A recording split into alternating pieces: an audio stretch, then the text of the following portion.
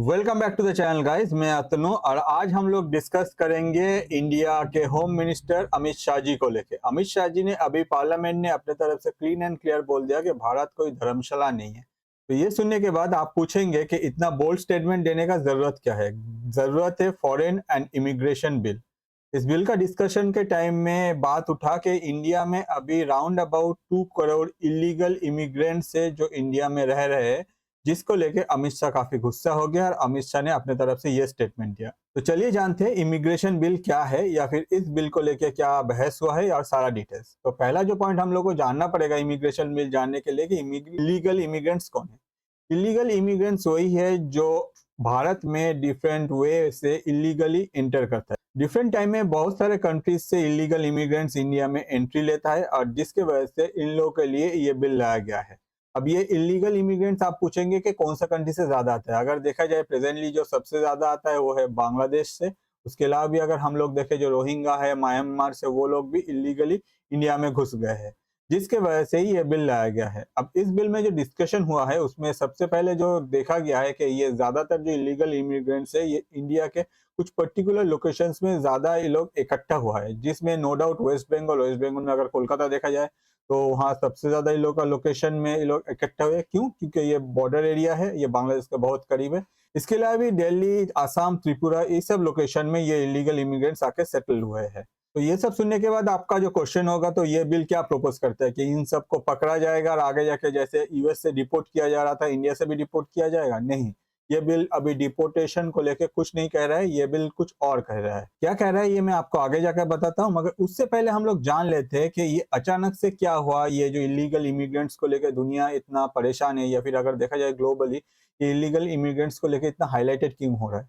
अगर देखा जाए यूएस ने अपने तरफ से पहला स्टेप लिया। डोनाल्ड ट्रंप आने से पहले ही कह दिया था कि भाई हम लोग यूएस में जो इलीगल इमिग्रेंट्स घुस रहे हैं उन लोगों का घुसना बंद कर देंगे, साथ ही साथ जो इलीगल इमिग्रेंट्स यूएस में रह रहे हैं उन लोग को हम लोग डिपोर्ट कर देंगे। और डोनाल्ड ट्रंप ने ये प्रूफ भी कर दिया कि भाई हम लोग ये कर रहे हैं। इंडिया से गए थे इलीगल इमिग्रेंट्स यूएस में, वो लोग वापस आ गए हैं और ये जो प्रोसेस है ये कंटिन्यूस आगे और भी देखने को मिलेगा। इसके अलावा भी अगर देखें बांग्लादेश, पाकिस्तान, नेपाल, ये सब ऐसा कंट्री है जहां ये इलीगल इमिग्रेंट्स को लेके लोग को काफी प्रेशर फेस करना पड़ रहा है। मगर ये सब कंट्री से ज्यादातर जो सिटीजन्स है डिफरेंट टाइप ऑफ प्रॉब्लम होने के वजह से ये लोग क्या करते हैं, ये लोग डिफरेंट कंट्री में रिलोकेट करते हैं और इसके वजह से ये लोग को ये सारा प्रॉब्लम जो है ये फेस करना पड़ता है। इसके अलावा भी जो मेजर प्रॉब्लम है वो है सिक्योरिटी कंसर्न। अगर कोई भी कंट्री में आप देखें जो मेजर सिक्योरिटी रिलेटेड इशू होता है उसमें ज्यादातर जो इलीगल इमिग्रेंट्स है उन लोग का इन्वॉल्व देखने को मिलता है। और इसीलिए कोई भी कंट्री नहीं चाहेगा कि जो लोग वो कंट्री में नहीं रहते, उन लोग का लीगल सिटीजन्स नहीं है, उन लोग को अपने कंट्री में रहना है। इसके वजह से हर कोई कंट्री अभी अब स्टेप ले रहा है। जैसे डोनाल्ड ट्रंप ने पहले ही अपना पहले जो ओपनिंग सेरेमनी है वो कर दिया है। अब आगे जाके हर कोई कंट्री अपने तरफ से अपना ये जो मेजर प्रॉब्लम है जो कि बहुत दिन से चला आ रहा है उसको रेक्टिफाई करने में लग गया है। तो अब जानते हैं कि ये इलीगल इमिग्रेंट्स के जो इफेक्ट है वो अगर देखा जाए सबसे मेजर जो इफेक्ट है वो है आपका शैडो इकोनॉमी और नेशनल सिक्योरिटी पे। जैसे मैंने आपको कहा कि ये लोग हमेशा कुछ ना कुछ करते रहते हैं या फिर इलीगल जो काम होते हैं उनके साथ इन लोग का बहुत ही ज्यादा कनेक्शन रहता है। इसके अलावा भी अगर देखा जाए जो फेक डॉक्यूमेंट्स, अगर कोई भी कंट्री में उन लोग को रहना है तो ऑब्वियसली उस कंट्री का जो फेक डॉक्यूमेंट्स है वो बनाना पड़ेगा। फॉर एग्जाम्पल लाइक इंडिया में आके वो लोग अपने तरफ से voter ID, Aadhaar, passport, different type of जो इलीगल डॉक्यूमेंट्स है वो लोग अपने तरफ से बनाता है। इसके अलावा भी अगर देखा जाए शैडो इकोनॉमी का मतलब है ये लोग अपने तरफ से एक पैरेलली एक इकोनॉमी रन करता है जिसमें बहुत सारी जो इलीगल करेंसीज है उनका यूज होता है। अगर हम लोग देखें इंडिया में भी ये सेम चीज हम लोग को बहुत बार देखने को मिला है कि डिफरेंट लोकेशन लाइक मालदा हो या फिर 24 परगनास हो, वेस्ट बंगाल के डिफरेंट लोकेशन या फिर आसाम के डिफरेंट लोकेशन में भी ये बहुत बार जो फेक करेंसीज है इंडिया का वो भी पकड़ा गया है। और ये लोग अपने तरफ से इंडियन इकोनॉमी को इफेक्ट करता है यही फेक करेंसी को स्प्रेड करते हुए। नेक्स्ट जो पॉइंट है वो है link to radicalization. No doubt ये तो इन लोगों का मेन हॉबी है। अगर देखा जाए ज्यादातर जो इलीगल इमिग्रेंट्स है इन लोग ऐसे है कि इन लोग को पता है कि भाई हम लोग इलीगली आए हैं, तो ज्यादा जितना सारा इलीगल काम होता है ये लोग अपने आप से वो करना शुरू कर देते हैं। इसमें वन ऑफ द मेजर चीज है कि उस कंट्री में आके रेडिकलाइजेशन, क्योंकि कंट्री का अगर कुछ लोग तो कंट्री में रहने के लिए है, ऑन द अदर से उस कंट्री का जितना भी खराब हो सके ये लोग अपने तरफ से यही कोशिश करते हैं।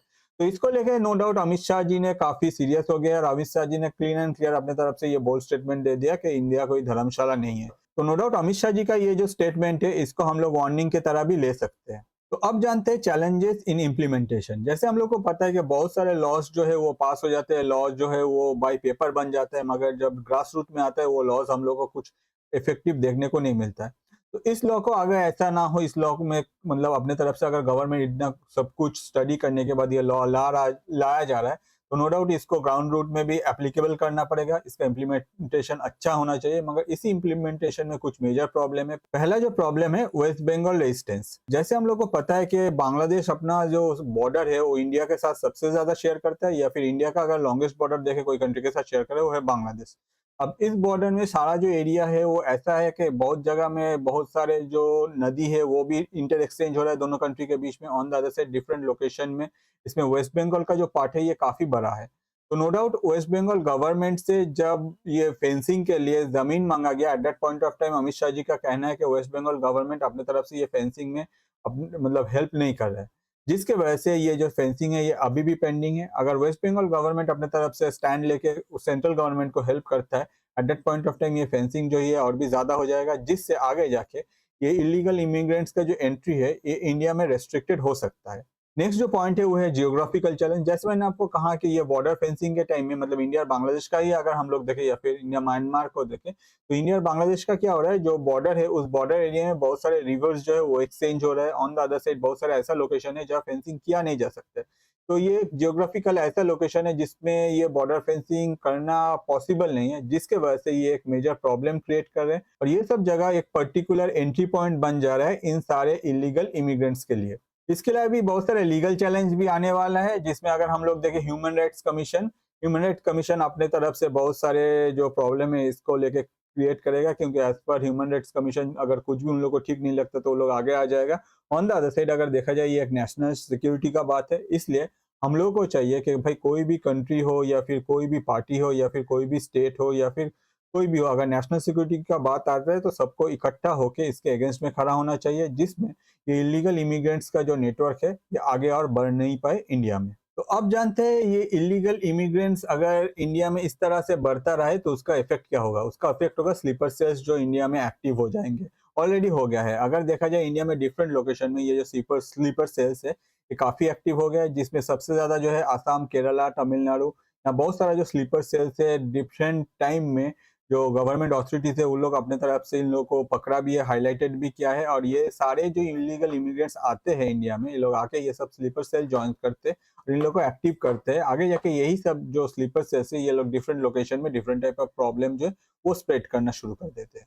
जिसमें रिसेंटली हम लोग देख सकते हैं कि नागपुर में जो इंसिडेंट हुआ, ये जो इंसिडेंट नागपुर में इतना जो फैल गया अचानक से, इतना राइट्स फैला, इसके पीछे जो मेजर रीजन था वो था आपका ये इलीगल इमिग्रेंट्स। और ये सारे इलीगल इमिग्रेंट्स जो है ये अपने तरफ से डिफरेंट टाइम में डिफरेंट लोकेशन में जाके ये से प्रॉब्लम क्रिएट करते हैं। सिर्फ यही नहीं, अगर हम लोग मिजोरम के सीएम का बात माने तो उनका कहना है कि recently round about 2000 illegal immigrants जो है वो इंडिया में एंटर किया है और वो लोग अपने तरफ से डिफरेंट लोकेशन में ऑलरेडी स्प्रेड कर गए हैं, तो आगे जाके इंडिया का सिक्योरिटी के लिए एक मेन कंसर्न बन गया है। तो ये सब सुन के आप पूछ ही सकते हैं कि भैया अगर 2000 एक साथ घुस गया है, एक साथ तो नहीं घुसा है, ऑब्वियसली घुसा है, तो आगे जाके क्या क्या प्रॉब्लम हो सकता है। नो डाउट ये लोग अपने तरफ से अपना जो पुराने जो मतलब पहले से इलीगल इमिग्रेंट्स इंडिया में घुस के रखे हैं उन लोगों के साथ ये लोग मिलेंगे और मिलने के बाद जो स्लीपर सेल है उसको एक्टिवेट करेगा और आगे जाके ये लोग अपने तरफ से इंडिया में और भी दंगा जो है वो स्प्रेड करना लगेगा, जिसके वजह से ये एक मास वॉल्यूम में स्प्रेड होगा। तो नो डाउट ये एक मेजर प्रॉब्लम क्रिएट करता है और इसी को कंट्रोल करने के लिए ही ये लॉ लाया गया है। तो अब जानते हैं इमिग्रेशन बिल का कुछ की पॉइंट्स। ये जो इमिग्रेशन बिल है ये 4 एग्जिस्टिंग लॉ को इंक्लूड किया है, जिसमें passport act and foreigner act of 1946 to streamline immigration control जो है वो भी इंक्लूडेड है। ऑन द अदर साइड अगर देखा जाए कुछ की प्रोविजंस इसमें ऐड हुआ है, जिसमें जो है mandatory position of a valid visa and passport for entry, designated immigration post for control entry and exit, a bureau of immigration to overseas legal entry into India, increase penalties include imprisoned up to 5 years and hefty fines of violation। तो आप समझ जाइए कि ये इसको लेके government जो है वो काफी अपने तरफ से एक्टिव हो गया है, जिसमें गवर्नमेंट का कहना है कि भाई जो कोई भी इंडिया में घुस रहा है, अगर वो लीगली घुस रहे हैं तो बहुत ही अच्छा है, eight that point of time उन लोग को ट्रैक किया जाएगा। On the other side designated एक इमिग्रेशन पोस्ट या फिर कंट्रोल एग्जिट एंट्री और एग्जिट जो है वो भी कंप्लीटली देखा जाएगा। इसके अलावा भी एक ब्यूरो द्वारा जो इमिग्रेशन का ओवरसीज एंट्री और एग्जिट है वो भी कंट्रोल किया जाएगा और इन अगर कोई पकड़ा जाता है तो नो डाउट उसके ऊपर जो पेनल्टी है वो और भी ज्यादा बढ़ सकता है, जिसमें उनका 5 इयर्स तक इम्प्रिजनमेंट भी हो सकता है। तो ये सब सुनने के बाद आप पूछ ही सकते हैं कि भैया ये बिल का क्या जरूरत था। अगर देखा जाए ये जो बिल है ये इसलिए नहीं है कि इलीगल इमिग्रेंट्स को पकड़ के उन लोग को एक साथ डिपोर्ट किया जाए। ऑन द अदर साइड ये बिल क्या कर रहा है, ये बिल टाइट कर रहा है कि भाई जो सिक्योरिटी है उसको हम लोग और भी एनहांस करेंगे, जिसके वजह से आगे जाके कोई भी यहाँ घुस नहीं पाएगा इतने इजीली।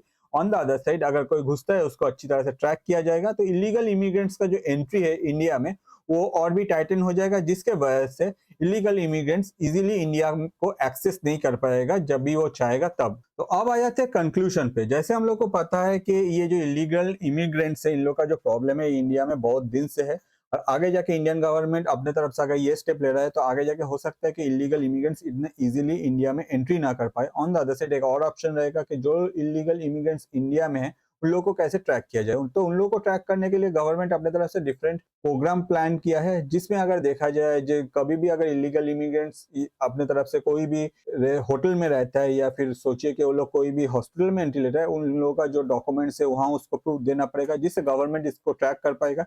इसके अलावा भी अगर देखा जाए जो लॉ इम्प्लीमेंट किया जाएगा, इस लॉ के वजह से हो सकता है कि वो लोग आगे इतना इजीली इंडिया में एक्सेस नहीं कर पाए या फिर इंडिया में इतना इजीली घुस नहीं पाए। और जो पुराना है वो इसी लॉ के अंदर वो लोग को जो सिक्योरिटी है उसमें और भी टाइटन किया जाएगा, जिसकी वजह से उन लोग को पकड़ा जाएगा। पकड़ने के बाद उन लोग को डिपोर्ट किया जाएगा नहीं किया जाएगा, ये एक दूसरा क्वेश्चन है। ऑन द अदर साइड ये जो लॉ है ये जब ग्राउंड लेवल पे आएगा ये कितना असर करेगा ये भी एक मेन कंसर्न है। ऑन द अदर साइड अगर ये लॉ आता है उसके बाद जो डिफरेंट टाइप ऑफ ऑर्गेनाइजेशन है, जैसे कि मैंने आपको पहले ही कहा कि जो एनजीओ है या फिर जो लोग जो अदर स्टेट, दिल्ली का गवर्नमेंट या फिर बीजेपी का गवर्नमेंट प्रेजेंटली नहीं है, तो वो लोग कैसे इसमें रिएक्ट करता है या फिर वो लोग कैसे अपने तरफ से ये बातों का पतंगर बनाता है, इसको इशू क्रिएट करता है, या फिर नेशनल सिक्योरिटी को लोग कैसे इग्नोर करते हैं, वो भी एक मेन कंसर्न है। तो आपको क्या लगता है कि ये जो स्टेप लिया गया है क्या ये स्टेप इंडिया के लिए अच्छा है?